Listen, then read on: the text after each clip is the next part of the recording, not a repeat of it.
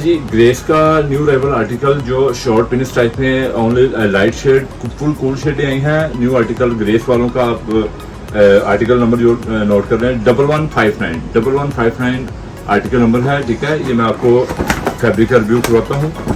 बहुत ही ज़बरदस्त और नया फुल सॉफ्ट जैसे शगुफ्ता मुलायम। ठीक है, ये देखिए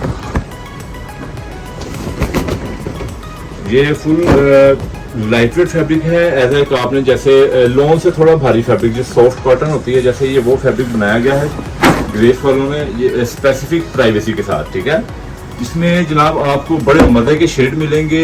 ये वही ग्रेस वालों के सारे article easy press easy wash होते हैं, डाउनफॉल और रिंकल फ्री। ठीक है, इनमें ज़्यादातर कॉटन 80% यूज़ की जाती है और 20% विस्कोस। ठीक है, ये भी वही है, इसमें कॉटन ज़्यादा यूज़ की है और 10% इसमें विस्कोस है। नो टेम्परेचर कलर बुर की इनकी गारंटी